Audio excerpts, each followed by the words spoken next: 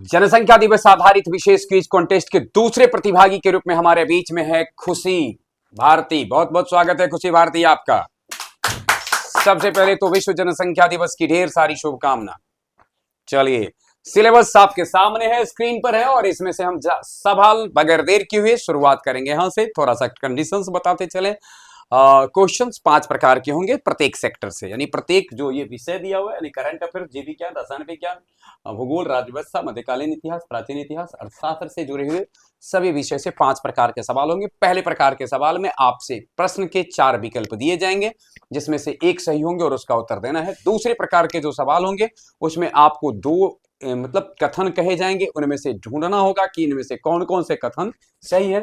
तीसरा प्रकार का सवाल जो AR टाइप का है, यानी असर्शन एंड रीजन है, उसमें आपको अगर पहला सही है, दूसरा सही है और दूसरा पहला की व्याख्या करता है, यानी ए भी सही है, आर भी सही है और आर ए की व्याख्या करता है, तो आंसर होगा ए। ए भी सही है, आर भी सही है, लेकिन आर ए की व्याख्या नहीं करता है तो बी। ए सही है, आर गलत तो सी। ए गलत, आर सही है तो डी। इस बार थोड़ा परिवर्तन आपके लिए कर दिया, समझ गया ना।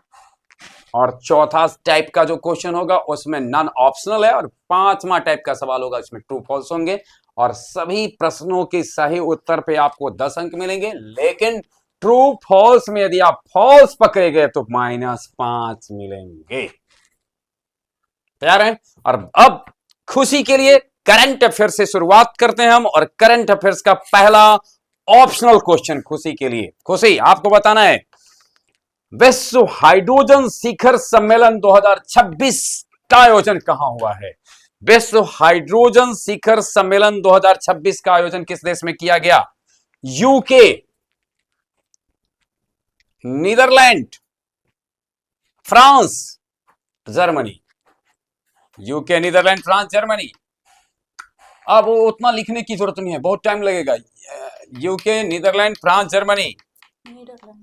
Netherlands is the correct answer, बिल्कुल सही उत्तर इन्होंने दिया है और 10 अंक इनको मिलता है। और अब इसी कड़ी का आपके लिए जो सवाल है उसमें आपको मल्टीपल चॉइस वाला है। आपके लिए सवाल है, आपको बताना है वर्ष 2026 में पश्चिम बंगाल विधानसभा चुनाव हुए थे, आप जानते हैं ना। अच्छी बात है।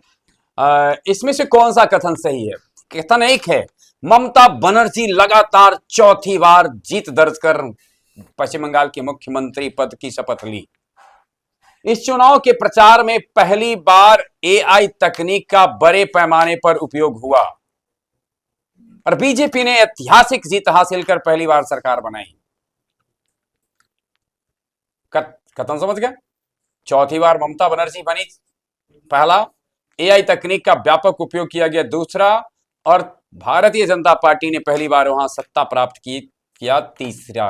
और इनमें से कौन सही है? विकल्प आपके लिए ए में 1-2, बी में 2-3, सी में 3-1, डी में 1-2-3। 2 और 3 करेक्ट आंसर है। और अगला सवाल आपके लिए है, आपको AR वाली बात है, आपको बताना है कि वर्ष 2026 में इसरो ने, यानी इसरो ने अंतरिक्ष क्षेत्र में निजी कंपनियों की भागीदारी बढ़ाने के लिए नई गाइडलाइंस जारी की है। यानी वर्ष 2026 में इसरो ने अंतरिक्ष क्षेत्र में निजी कंपनियों की भागीदारी बढ़ाने के लिए नई गाइडलाइन जारी की है, ए। और आर है, इसरो में अंतरराष्ट्रीय दबाव के कारण वर्ष 2026 में अपने सभी उपग्रह प्रक्षेपण कार्यक्रम को बंद कर दिया है। यानी पहले तो ध्यान में रखना है कि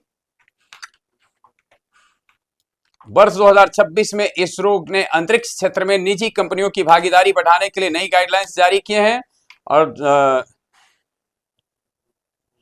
इसरो ने अंतरराष्ट्रीय दबाव के कारण वर्ष 2026 में अपने सभी उपग्रह प्रक्षेपण कार्यक्रम को बंद कर दिया है।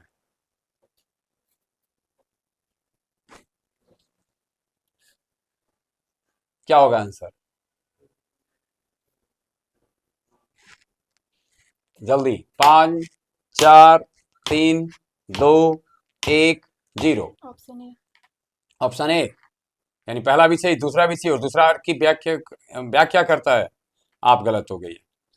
अब थोड़ा सा दोनों कथन पर विचार करती तो पहला तो ध्यान में रखना है कि ये सही है कि निजी क्षेत्र में कंपनियों की भागीदारी बढ़े, निजी कंपनियों की भागीदारी अंतरिक्ष क्षेत्र में बढ़े, इसके लिए इसरो ने नए गाइडलाइंस जारी किए हैं। लेकिन यह गलत है कि अंतर्राष्ट्रीय दबाव के कारण इसरो ने अपना संपूर्ण उपग्रह प्रक्षेपण कार्यक्रम जो है उसको बंद कर दिया है।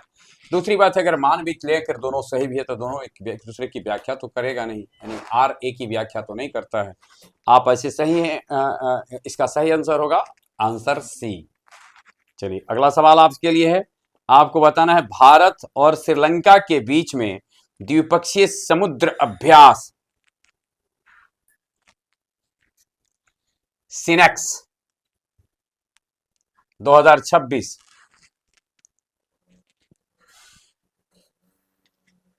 का आयोजन कहां होगा? श्रीलंका में कहां?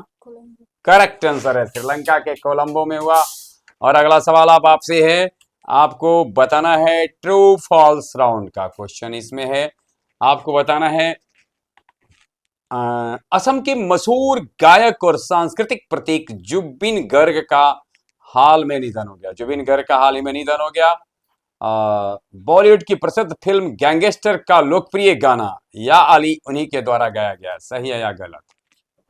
जुबिन गर्ग जिन्होंने बॉलीवुड की एक बड़ा प्रसिद्ध गाना गाया था, लोकप्रिय गाना गैंगस्टर फिल्म का या अली, सही है या गलत? सही है। जुबिन देखे हैं क्या फिल्म? गाना सुने, फिल्म नहीं देखे हैं? गैंगस्टर है, फिल्म नहीं देखती है? देखते हैं, गैंगस्टर नहीं देखे। जुबिन गर्ग करेक्ट आंसर है। चलिए क्या तो अब तो करंट अफेयर्स के 5 में से आपने 4 सही उत्तर दिया है। और अब हम आते हैं जीव विज्ञान के लिए। जीव विज्ञान के क्षेत्र में आपका पहला सवाल है, कौन सा हार्मोन वृक्क नलिकाओं में जल के पुनरावशोषण को बढ़ाता है? कौन सा हार्मोन वृक्क नलिकाओं में जल के पुनरावशोषण को बढ़ाता है? लिखना नहीं है, लिखने में तो बहुत टाइम लगाइएगा। Oxytocin, anti diuretic hormone, insulin, thyroxine. वृक्क नलिकाओं के में जल के पुनरावशोषण को बढ़ाने का काम कौन सा हार्मोन करता है? Oxytocin, anti diuretic hormone, insulin और थायरॉक्सिन।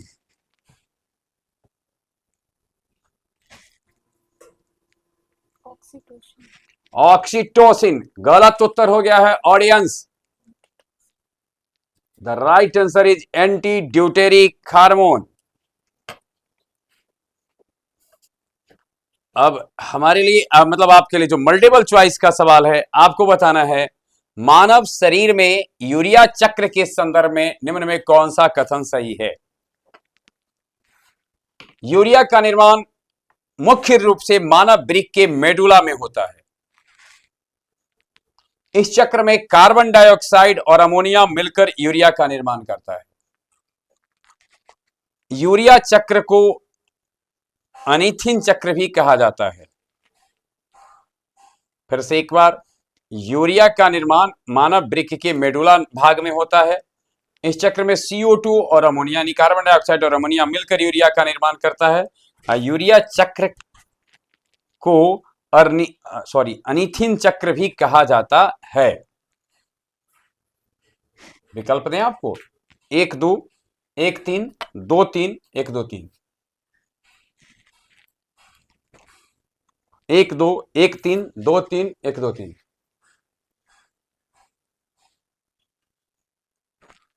1 2 1 3 2 3 1 2 3। 2 3 करेक्ट आंसर है और बिल्कुल सही उत्तर दिया। दर्शकों से अनुरोध है कि सहेली सही उत्तर दे तो ताली भी बजा दिया करें, है ना। चलिए अगला क्वेश्चन है सर्सन रीजन का, एबीसीडी में उत्तर देना है। और आपके लिए सवाल है, आपको बताना है अंतःस्रावी ग्रंथियों को नलिका रहित ग्रंथियां कहा जाता है। आर कहता है ये ग्रंथियां अपने स्राव को सीधे रक्त परिसंचरण में छोड़ती है।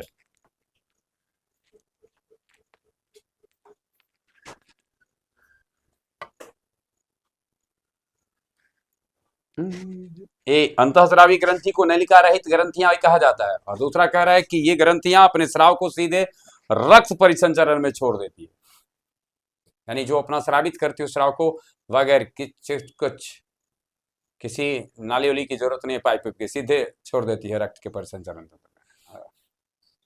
हाँ, ऐसा करती है, पता नहीं।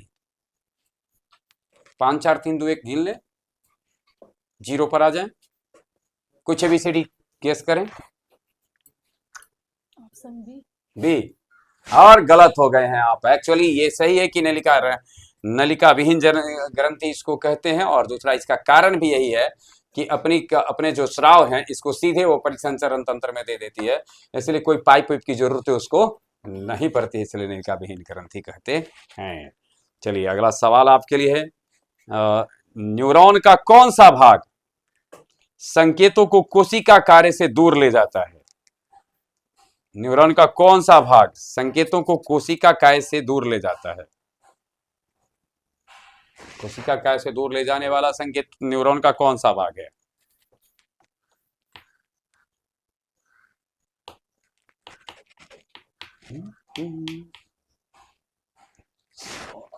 मदद लें, किसी से मदद ले सकते हैं। कोई आप इनकी मदद करना चाहते हैं तो हाथ खड़ा करेंगे।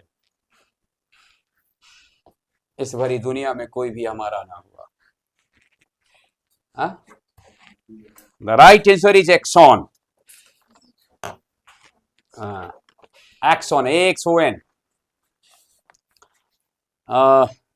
ब्रिक शरीर से, देखिए अगला है हमारा आपके लिए ट्रू फॉल्स में उत्तर देना है। नेफ्रॉन ब्रिक की मुख्य छननी इकाई है। नेफ्रॉन ब्रिक की मुख्य छननी इकाई है, और पीयूष ग्रंथि मस्तिष्क के नीचे होती है।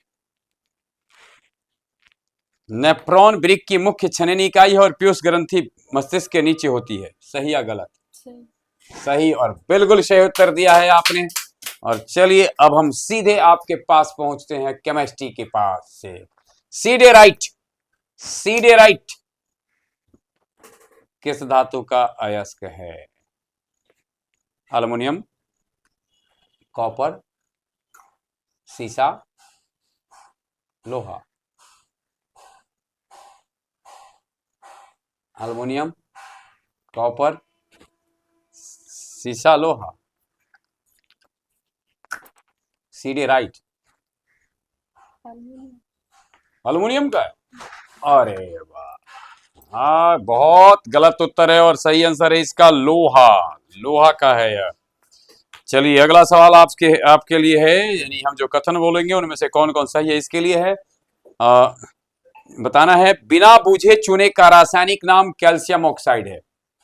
बिना बूझे चूने का रासायनिक नाम कैल्शियम ऑक्साइड है। दूसरा, बिना कथन बोले, बिना बूझे चूने का रासायनिक नाम कैल्शियम ऑक्साइड। अगला, बूझे हुए चूने का रासायनिक अनुसूत्र,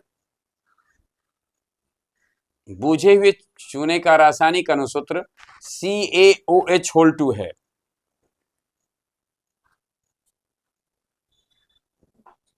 हो गया। और तीसरा, चूना पत्थर, चौक, संगमरमर, तीनों का रासायनिक नाम कैल्शियम कार्बोनेट है, CaCO3। सही या गलत?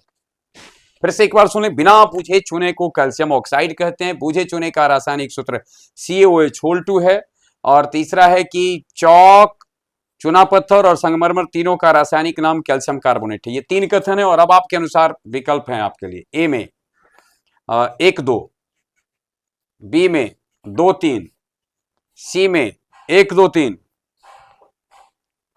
डी में 1 3।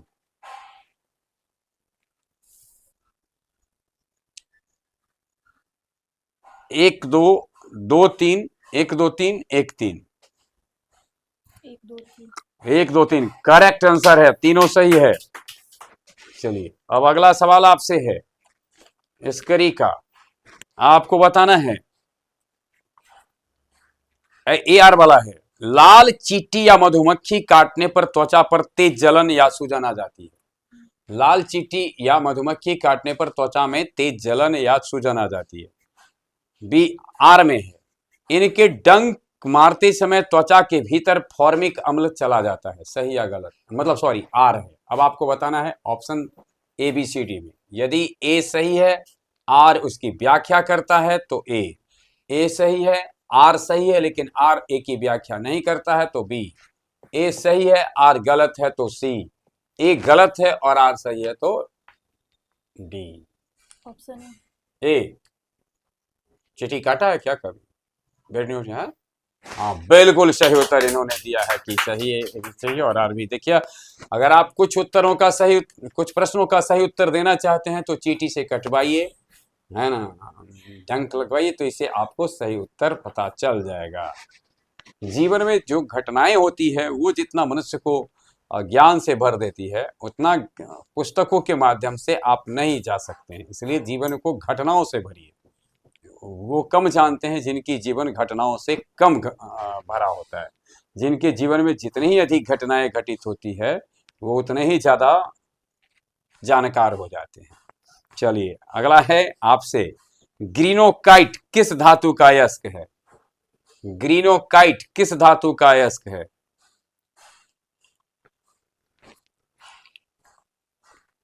ग्रीनोकाइट किस धातु का अयस्क है?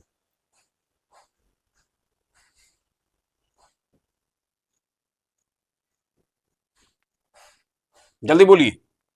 ग्रीनोकाइट किस धातु का अयस्क है? 5 4 3 2 1।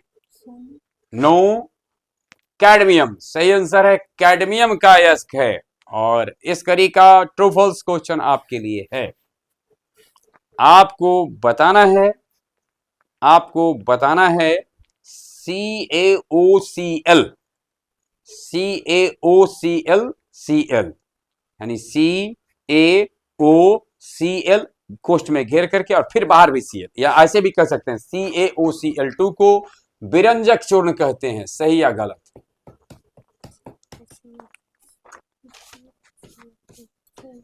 सही, और आप भी सही हैं, बिल्कुल सही उत्तर दिया है आपने।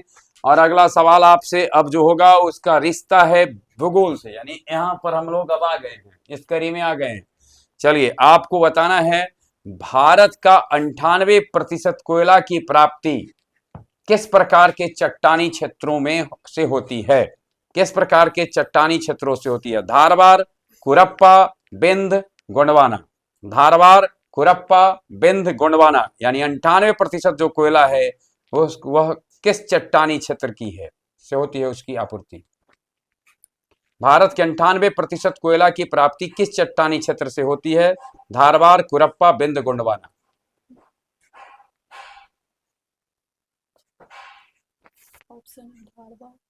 ऑप्शन धारवाड़, और गलत हो गया है ऑडियंस।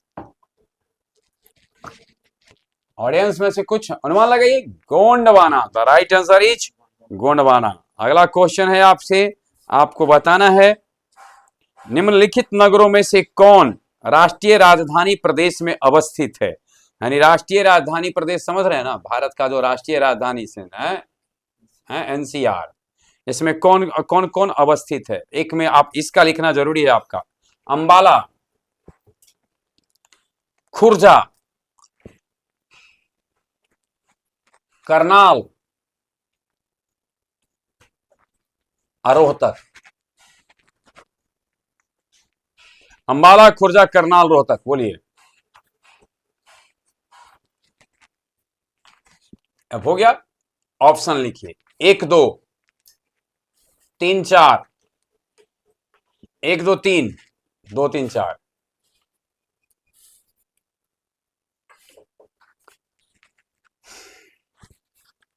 3 4 1 2 3, 1 2 3 4, 1 2 3, 2 3 4।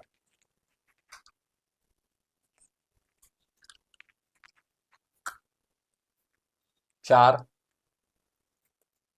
3, 1 2 3, यानी अंबाला, खुर्जा, करनाल। हाँ, और कुछ सोचिए, चौथा छोड़ दिए, रोहतक। और आप गलत हो गए, चौथा को पकड़ लीजिए, पहला को छोड़ दीजिए। पहला दूसरा को छोड़ दीजिए, तीसरा चौथा को पकड़ लीजिए। सही आंसर है रोहतक और करनाल। चलिए अब कथन कारण से है जुड़ा हुआ सवाल आपसे। भारत उपोष्ण और उष्णकटिबंधीय क्षेत्र दोनों में बांटा जा सकता है। भारत को उपोष्ण में भी बांट सकते हैं और उष्णकटिबंधीय दोनों क्षेत्र में बांटा जा सकता है। ए में। बी, हिमालय पर्वत श्रृंखला भारत के उत्तर में स्थित है। आर, यानी आर है इसका कि हिमालय पर्वत श्रृंखला भारत के उत्तर में स्थित है, और ए कहता है भारत को उपोष्ण और उष्णकटिबंधीय दोनों क्षेत्रों में बांटा जा सकता है। सही, ए अगर सही है और आर इसकी व्याख्या करता है तो बी।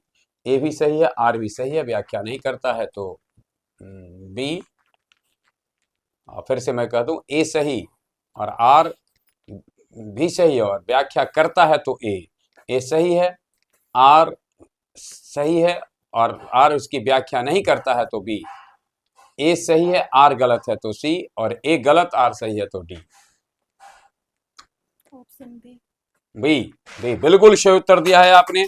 अर्थात भारत को उपोष्ण और उष्णकटिबंधीय दोनों क्षेत्रों में बांटा जा सकता है और हिमालय पर्वत श्रृंखला भारत के उत्तर में स्थित है।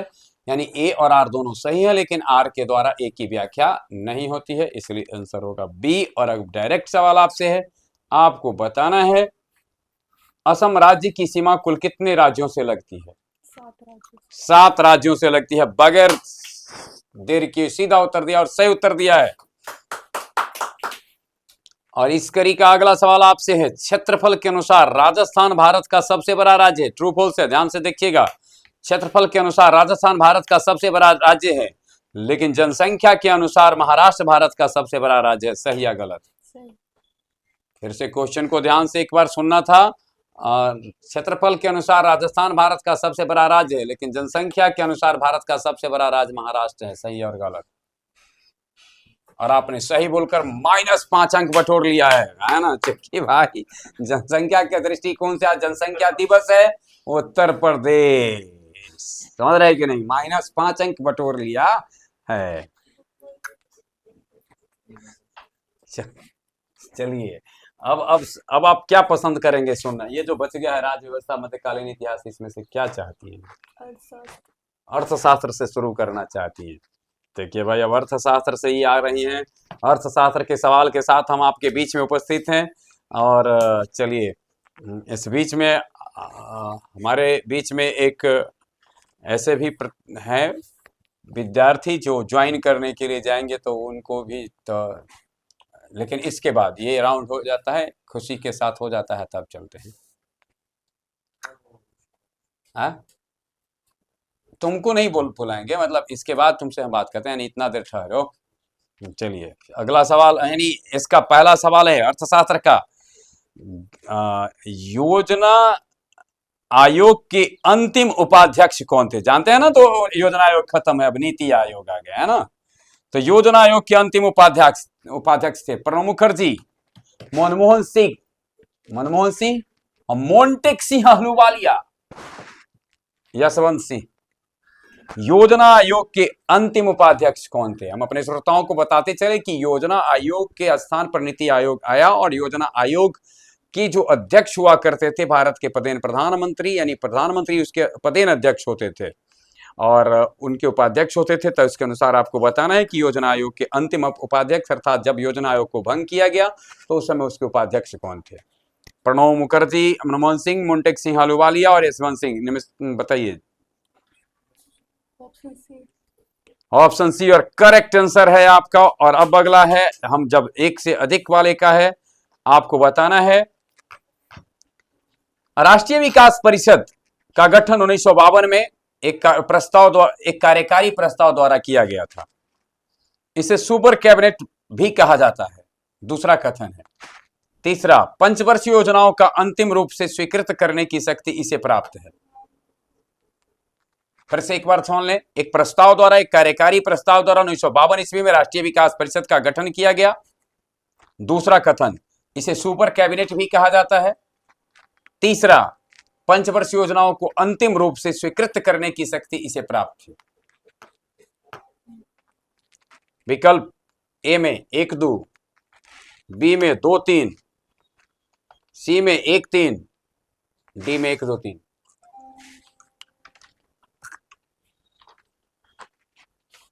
एक दो दो तीन एक तीन एक दो तीन, 1-2-2-3 1-3 1-2-3।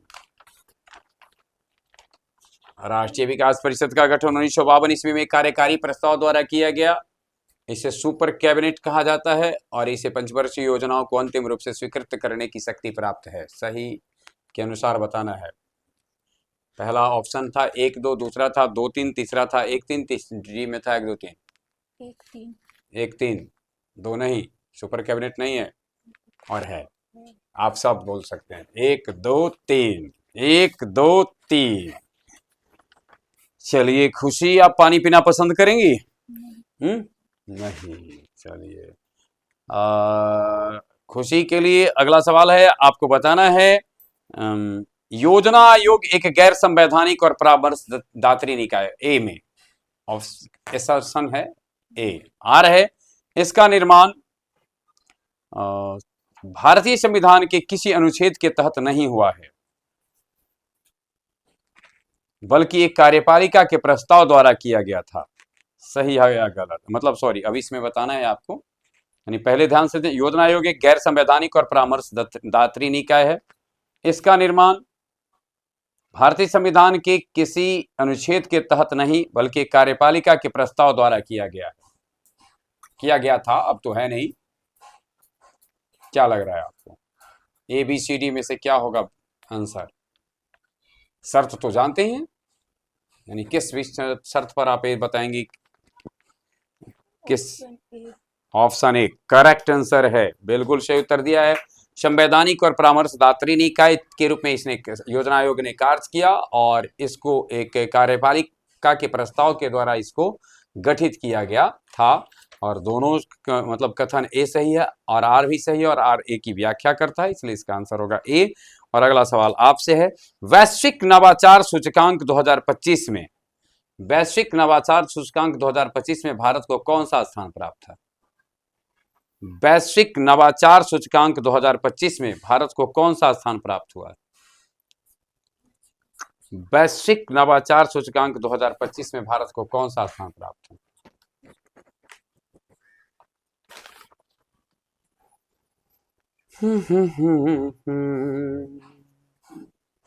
पांच, 4, 3, 9। Audience, right answer is 38वां।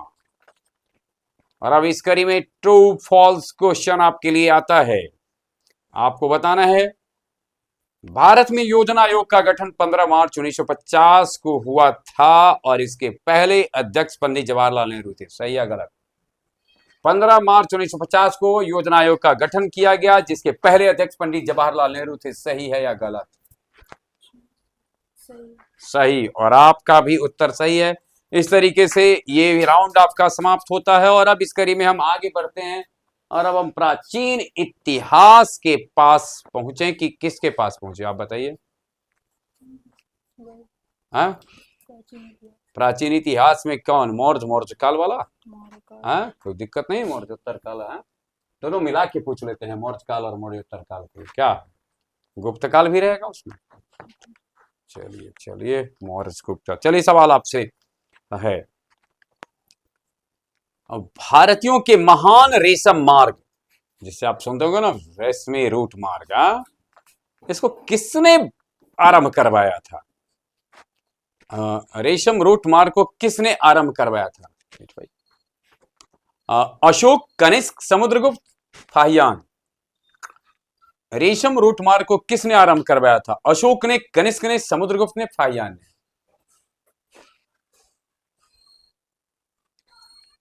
ए में अशोक, बी कनिष्क, सी में चंद्रगुप्त द्वितीय और डी में फाहियान। जल्दी बताएंगे।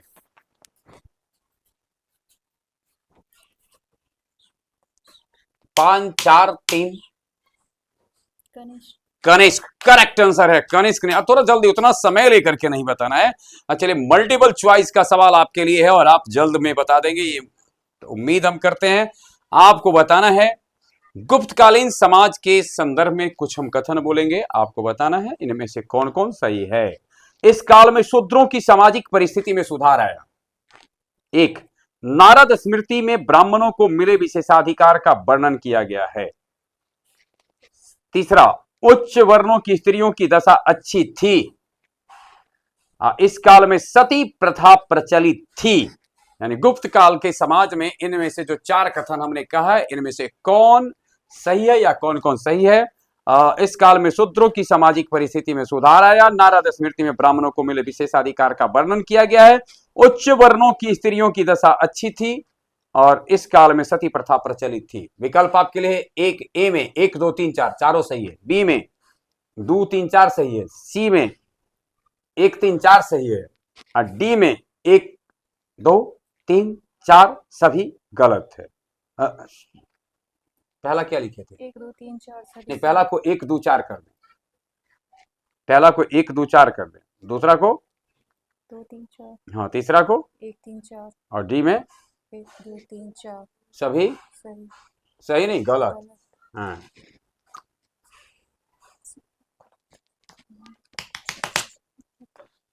विकल्प टाइम शुरू, रुकवाइए उनको खुद के लिए। हाँ बस, बोलिए, टाइम शुरू है। 1 2 3 4 गलत। 1 2 3 4 गलत और गलत हो गई है। सही आंसर है 1 2 4, 1 2 4। ठीक है। देखिए, उच्च वर्णों की स्त्रियों की दशा अच्छी नहीं थी, उल्टी बात क्यों। निम्न वर्णों की स्त्रियों की दशा ठीक ठाक थी, उच्च वर्ण वाले लोग से कष्ट में थे। चलिए ठीक है। और अगर अब ए आर वाला क्वेश्चन आपके लिए, ए आर वाला क्वेश्चन आपके लिए है। आपको बताना है कुमार गुप्त प्रथम के शासन काल में, एक यानी असर्शन है, कुमार गुप्त प्रथम के शासन काल में नालंदा विश्वविद्यालय की स्थापना की गई। ये सुन लिए। आर कहता है कुमार गुप्त प्रथम बौद्ध धर्म का अनुयायी था और उसने वैदिक यज्ञों का पूरी तरह से त्याग कर दिया था। फिर से एक बार, एसर्सन, कुमार गुप्त प्रथम के समय में नालंदा विश्वविद्यालय की स्थापना की गई और आर कहता है कि कुमार गुप्त प्रथम बौद्ध धर्म का अनुयायी था और उसने सभी वैदिक यज्ञों को त्याग दिया था। ऑप्शन ए सही है, आर सही है और आर ए की व्याख्या करता है और आप गलत हैं। ए सही है परंतु आर गलत है और सही आंसर होगा सी। ये सही है और आर गलत है, तो आंसर क्या होना चाहिए? सी। अगला सवाल आपके लिए है, शकों पर विजय के उपलक्ष्य में किस समुद्रगुप्त शासक ने चांदी के सिक्के चलाए थे? शकों पर विजय के उपलक्ष्य में किस गुप्त शासक ने चांदी के सिक्के चलाए थे? विकल्प नहीं है इसमें।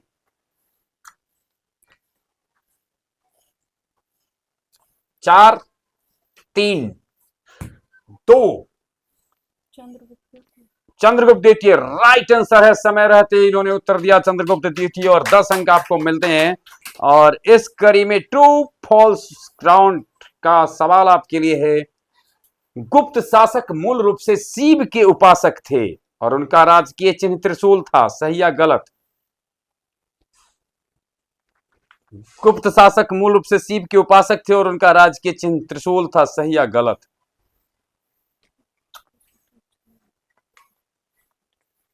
शिव के उपासक थे और राजकीय चिन्ह त्रिशूल था, सही या गलत?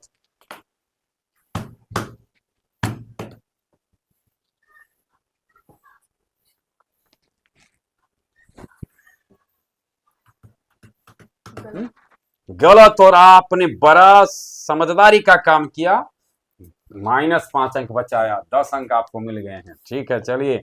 और अब चलते हैं बहमनी साम्राज्य, विजयनगर साम्राज्य और मराठा साम्राज्य की ओर। और आपके लिए सवाल है इसमें, शिवाजी ने मुगलों को किस युद्ध में हराया था? शिवाजी ने मुगलों को किस युद्ध में हराया था? पुरंदर में, रायगढ़ में, सलहार में, सिवनेर में? पुरंदर, रायगढ़, सलहार और सिवनेर। मुगलों को किस युद्ध में हराया था? पुरंदर, रायगढ़, सलहार, सिवनेर। पुरंदर। पुरंदर रॉन्ग आंसर हो गया।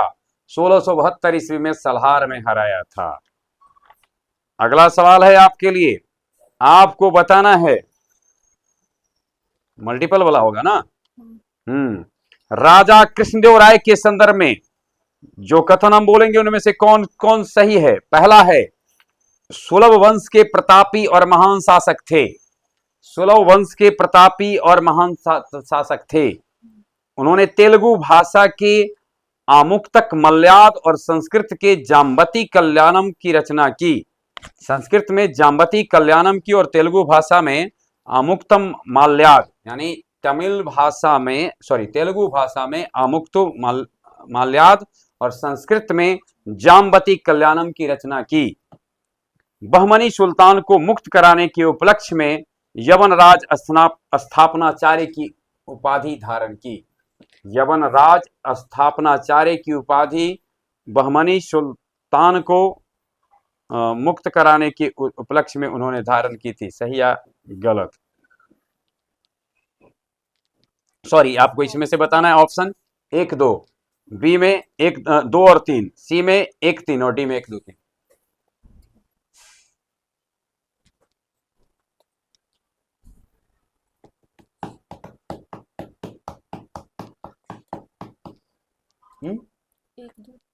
एक दो गलत उत्तर हो गया है और द राइट आंसर इज 2 और 3। चलिए, अब आपके लिए सवाल है ए आर का। ए आर सवाल में आपको बताना है, कि बाजीराव द्वितीय ने मराठा इतिहास का सबसे कम, मतलब बाजीराव द्वितीय को मराठा इतिहास का सबसे कमजोर और अयोग्य शासक माना जाता है। एसर्सन हो गया। बाजीराव द्वितीय को मराठा इतिहास का सबसे कमजोर और अयोग्य शासक माना जाता है। ए आर, वह गद्दी बचाने के लिए अंग्रेजों के साथ वेसीन की संधि 1802 में कर ली थी। सही या गलत? मतलब अब इसके अनुसार आपको बताना है कौन सही होगा। बाजीराव द्वितीय को मराठा इतिहास का सबसे कमजोर और अयोग्य शासक माना जाता है। वह गद्दी बचाने के लिए अंग्रेजों के साथ वसीन की संधि की थी 1802 ईस्वी में।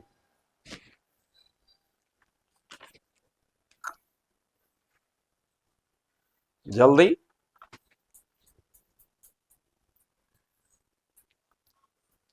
4 3 2 1। सी आंसर गलत है और सही आंसर है ए। बाजीराव द्वितीय मराठा इतिहास का सबसे कमजोर और अयोग्य शासक भी माना जाता है और इसने वसीन की संधि 1802 ईस्वी में करके अपनी अयोग्यता का प्रमाण पत्र भी दे दिया था। अगला सवाल आपसे होगा और ये आपके लिए क्वेश्चन है, आपको बताना है तृतीय अंगल मराठा युद्ध। तृतीय अंगल मराठा युद्ध कब से कब तक लड़ा गया? तृतीय अंगल मराठा युद्ध कब से कब तक लड़ा गया? तृतीय अंगल मराठा युद्ध कब से कब तक लड़ा गया?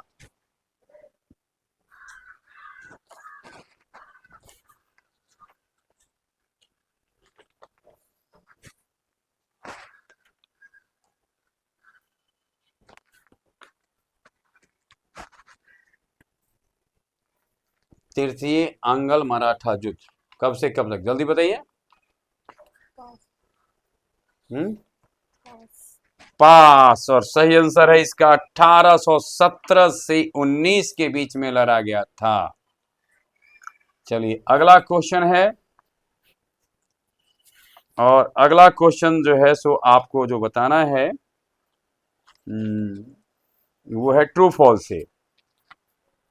ट्रू फॉल्स में आपके लिए क्वेश्चन है, औरंगजेब ने शिवाजी को आगरा के जयपुर भवन में नजरबंद किया था और वे 1666 ईस्वी में फलों और मिठाइयों की टोकरी में छिपकर निकल भागे थे।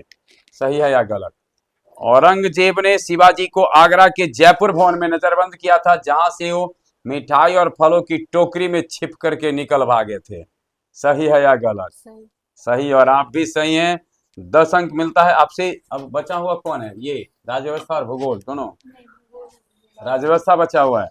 चलिए अब राजव्यवस्था का सवाल अब आपसे अब होगा, और अब हम लोग चलते हैं राजव्यवस्था का।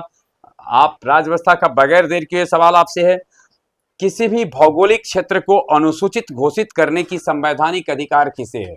किसी भी भौगोलिक क्षेत्र को अनुसूचित घोषित करने का संवैधानिक अधिकार है। ऑप्शन है आपके लिए राज्यपाल, बी में है मुख्यमंत्री, सी में है प्रधानमंत्री, डी में राष्ट्रपति।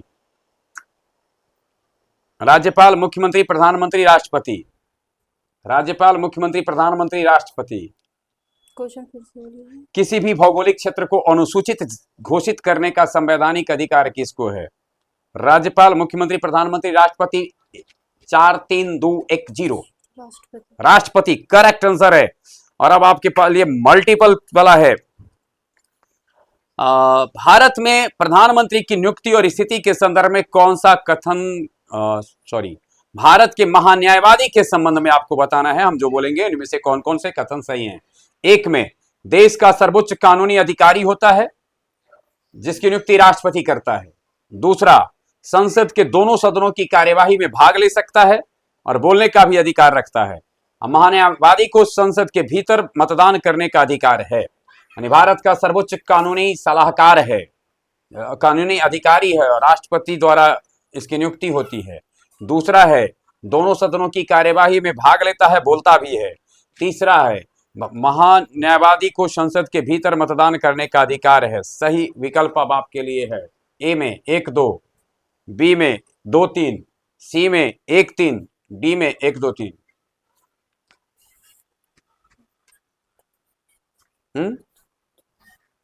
1 2 2 3 1 3 1 2 3 1 2। 1 2 करेक्ट आंसर है। और अब आपके लिए अगला सवाल है, AR का सवाल है। आपको बताना है राष्ट्रपति के महाभियोग की प्रक्रिया एक अर्ध न्यायिक प्रक्रिया है। राष्ट्रपति के महाभियोग की प्रक्रिया एक अर्ध न्यायिक प्रक्रिया है ए में, और आर कहता है महाभियोग का प्रस्ताव संसद के किसी सदन से शुरू किया जा सकता है।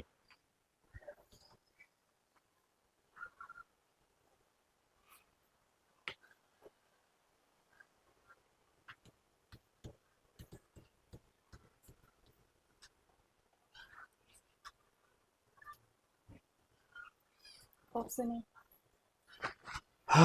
और आप गलत हो गई हैं। दोनों तो सही है, निस्संदेह सही है, लेकिन आर ए की व्याख्या नहीं करता है।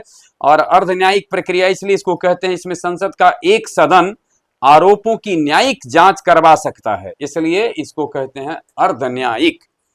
और इस कड़ी में अगला सवाल आपके लिए है जो विदाउट ऑप्शन का है। विदाउट ऑप्शन आपके लिए क्वेश्चन है, भारतीय संविधान के किस अनुच्छेद के तहत राष्ट्रपति पर महाभियोग लाया जा सकता है? 61 करेक्ट आंसर दिया है आपने। और आज के क्विज कॉन्टेस्ट का आखिरी सवाल आपके हिस्से में है, जिसके पास हम स्कोरर के पास पहुंचेंगे। और आपके लिए सवाल है, धन विधेयक केवल लोकसभा में पेश किया जा सकता है, इसे अधिकतम राज्यसभा 14 दिनों तक रोक कर रख सकता है। यानी राज्यसभा इसे 14 दिन तक रोक सकती है और धन विधेयक को लोकसभा में ही पेश किया जाता है। सही है, गलत है? धन विधेयक को केवल लोकसभा में पेश किया जा सकता है और राज्यसभा अधिकतम 14 दिनों तक इसे रोक सकती है। सही है या गलत है? सही है, और आप भी सही हैं। इस तरीके से हम अपने स्कोरर के पास पहुंचेंगे, जहां जानने की कोशिश करेंगे कि खुशी का क्या स्कोर रहा है। जो मैक्सिमम स्कोर हो सकता है वह 240 हो सकता है, लेकिन हमें थोड़ा सा काउंट करते हैं। 1 2 3 4 5 6 7 8 9 10 11 12 13 14 15 16 17 18 19 20 21 22 सवाल, जो 40 में से सवाल पूछे गए उनमें से 22 प्रश्नों का आपने समुचित उत्तर दिया, यानी सही उत्तर दिया। और इस तरीके से आपको 220 अंक प्राप्त होते हैं, लेकिन इसमें से आपने 1 माइनस भी पाया है, अर्थात कि कुल अंकों का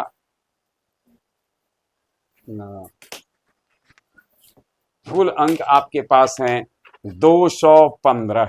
तो इससे पूर्व के प्रतिभागी रोहित ने जहां आज 235 अंक प्राप्त किया था, वहीं खुशी को 215 अंक प्राप्त हुए। हम आपको ढेर सारी शुभकामना देते हैं, क्विज कॉन्टेस्ट में हिस्सा लिया, और मिलते हैं ब्रेक के बाद।